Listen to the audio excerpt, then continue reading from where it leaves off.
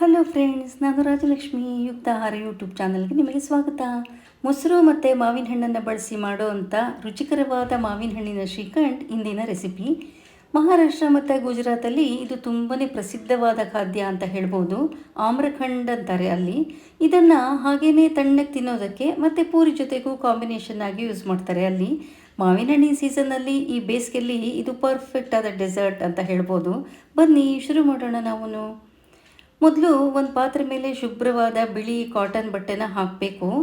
ಆ ಕಾಟನ್ ಬಟ್ಟೆ ಮೇಲೆ ಅರ್ಧ ಲೀಟ್ರಷ್ಟು ಮೊಸರನ್ನು ಹಾಕಬೇಕು. ನಾನು ಈ ಕೆಲಸ ಸುಲಭ ಆಗಲಿ ಅಂತ ಫಸ್ಟು ಒಂದು ಜಾಲರಿನ ಅದ್ರ ಮೇಲೆ ಆ ಪಾತ್ರೆ ಮೇಲೆ ಇಟ್ಕೊಂಡ್ಬಿಟ್ಟು ಅದ್ರ ಮೇಲೆ ಬಟ್ಟೆ ಇಟ್ಟಿದ್ದೀನಿ, ಜಾಲರಿ ಮೇಲೆ ಅಷ್ಟೇ. ನಂತರ ಈ ಬಟ್ಟೆನ ಸ್ವಲ್ಪ ಈ ಥರ ಹೀಗೆ ಗಂಟು ಹಾಕೋ ಥರ ತಿರುಗಿಸ್ಬೇಕು. ಹೀಗೆ ಗಂಟು ಹಾಕಿದ ಹಾಗೆ ಮಾಡಿಬಿಟ್ಟು ಅದರ ಮಿಕ್ಕ ಬಟ್ಟೆ ತುದಿನ ಅದೇ ಪಾತ್ರೆ ಕೆಳಗಡೆಗೆ ಇಟ್ಟರೆ ಇದು ಬಟ್ಟೆ ಹಾಕಿದ ಗಂಟು ಬಿಚ್ಕೊಳ್ಳಲ್ಲ. 2-2.5 ಗಂಟೆಗಳ ಕಾಲ ಇದನ್ನು ಹೀಗೆ ಇಡಬೇಕು. ಇದ್ರ ಮೇಲೆ ಒಂದು ತಟ್ಟೆನೋ ಬಟ್ಲನ್ನೋ ಇಟ್ಟರೆ ಒಳ್ಳೆಯದು. ಈಗ 2 ಮಾವಿನ ಹಣ್ಣನ್ನು ತೊಳೆದುಬಿಟ್ಟು ಸಿಪ್ಪೆ ತೆಗೆದು ಅದನ್ನು ಮಿಕ್ಸರಿಗೆ ಹಾಕಿ ಅದರ ರಸನ ತಗೊಂಡಿದ್ದೀನಿ. ನೀರೇನು ಎಕ್ಸ್ಟ್ರಾ ಹಾಕೋದು ಬೇಡ ಇದಕ್ಕೆ. ಇನ್ನು ಈ ಶ್ರೀಖಂಡ್ ಮಾಡೋದಕ್ಕೆ ಒಂದು 5-6 ಗೋಡಂಬಿ, ಒಂದು 5-6 ಬಾದಾಮಿನ ಸಣ್ಣ ಚೂರು ಮಾಡ್ಕೊಂಡಿದ್ದೀನಿ. ನಂತರ 1/4 ಬೌಲಷ್ಟು ಸಕ್ಕರೆ ಪುಡಿ ಮತ್ತು 1 ಚಮಚ ಏಲಕ್ಕಿ ಪುಡಿ, ಇಷ್ಟು ಬೇಕಾಗುತ್ತೆ.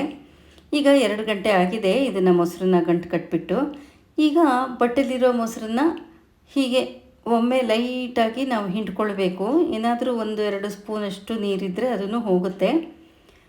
ಪಾತ್ರೆಯಲ್ಲಿರೋ ನೀರನ್ನು ಈಗ ಇದನ್ನು ಬದಿಗಿಡಬೇಕು. ಈಗ ಈ ಬಟ್ಟೆಯಲ್ಲಿ ಕಲೆಕ್ಟ್ ಆಗಿರುತ್ತಲ್ವ ಮೊಸರದು ಗಟ್ಟಿಯಾಗಿದ್ದ ಭಾಗ, ನೀರೆಲ್ಲ ಹೋಗಿರುತ್ತೆ. ಮೊಸರದು ಗಟ್ಟಿ ಭಾಗ ಇದರಲ್ಲಿ ಕಲೆಕ್ಟ್ ಆಗಿರುತ್ತಲ್ವ, ಇದನ್ನು ಒಂದು ಬೌಲಿಗೆ ಹಾಕಬೇಕು.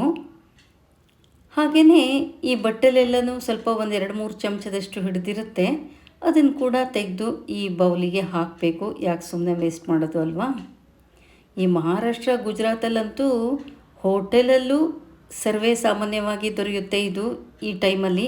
ಮತ್ತು ಎಲ್ಲರ ಮನೆಯಲ್ಲೂ ಸಾಮಾನ್ಯವಾಗಿ ಮಾಡೇ ಮಾಡ್ತಾರೆ ಈ ಸೀಸನಲ್ಲಿ.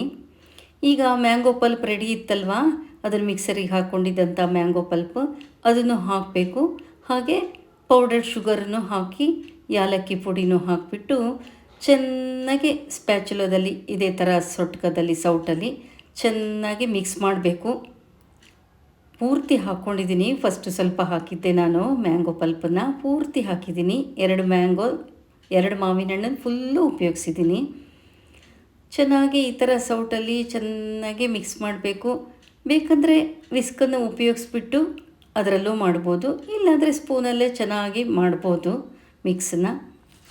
ನಂತರ ಹೀಗೆ ಚೆನ್ನಾಗಿ ಮಿಕ್ಸ್ ಆದಮೇಲೆ ಇದಕ್ಕೆ ಗೋಡಂಬಿ ಮತ್ತು ಬಾದಾಮಿದು ಚೂರುಗಳು ಸ್ವಲ್ಪ ಹಾಕಬೇಕು. ಇನ್ನು ಸ್ವಲ್ಪ 1-2 ಚಮಚದಷ್ಟು ತೆಗೆದಿಟ್ಕೊಂಡಿರಬೇಕು, ಆಮೇಲೆ ಗಾರ್ನಿಷಿಗೆ ಬೇಕಾಗುತ್ತೆ.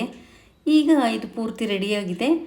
ಇದನ್ನು ಒಂದು ಅರ್ಧ ಗಂಟೆ ಫ್ರಿಜ್ಜಲ್ಲಿಟ್ಟು ಆಮೇಲೆ ತೆಗೆದ್ರೆ ತುಂಬ ಸ್ವಾದಿಷ್ಟವಾದ ಮಾವಿನ ಹಣ್ಣಿನ ಶ್ರೀಖಂಡ್ ರೆಡಿಯಾಗಿರುತ್ತೆ. ಇದನ್ನು ಸರ್ವಿಂಗ್ ಬೌಲಿಗೆ ಹಾಕಿಬಿಟ್ಟು ಮೇಲ್ಗಡೆಗೆ ಒಂದು 4 ಪೀಸು ಗೋಡಂಬಿ ಮತ್ತು ಬಾದಾಮಿ ಪೀಸ್ಗಳನ್ನು ಹಾಕಿ ಕೊಟ್ಟರೆ ತುಂಬಾ ಚೆನ್ನಾಗಿರುತ್ತೆ. ನೀವು ಮಾಡಿ ಫ್ರೆಂಡ್ಸ್.